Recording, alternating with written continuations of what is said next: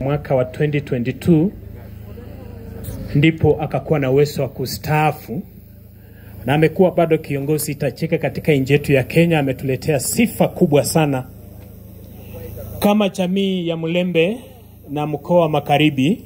Tumekuwa na uwezo wa kupatika sana kuwa na kiongozi kama huyu, kuwa na mtoto kama huyu, kuitwa wetu, kuitwa kwa jina letu, kuwa ndugu yetu, kuwa jirani yetu, kuwa mjomba, kuwa shemeji, kuwa jirani na kuishi katikati yetu. Na wakati mwili wake unakuja ukiongozwa na kwaya ya Sidam na viongozi ukiongozwa na familia, ningependa tu bado kusisitiza ya kwamba wakati familia inakuja, mama atakuwa na uwezo wa kuingia hapa, mama na watoto katika hiyo arrangement jinsi imepangwa. Na hili hema bado nasisitiza ya kwamba hili hema bado ni la viongozi tu ambao wamechakuliwa, kwa sababu tunatarajia viongozi wengi.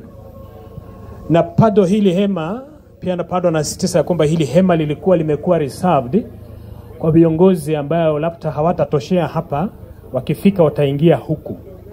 Sasa ikifika wakati, lakini nimeona colleagues wake wa IBC wako hapo ndani, nasema ya kwamba kaeni mtulie, nyinyi tuko pamoja.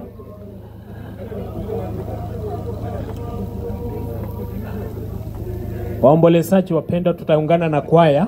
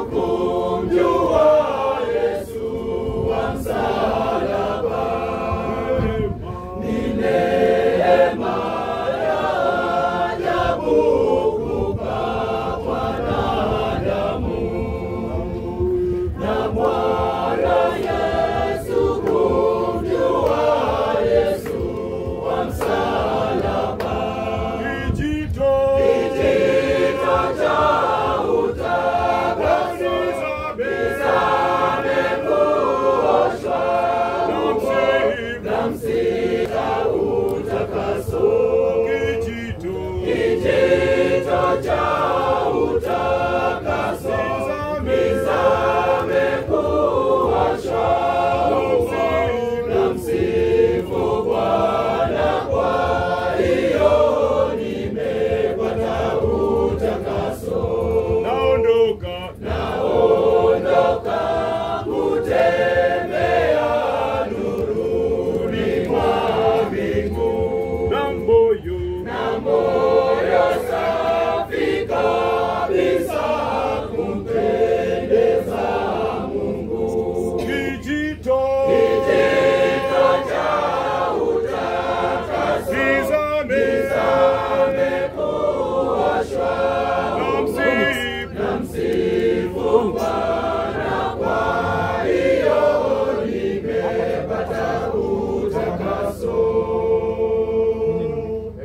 Mulembe.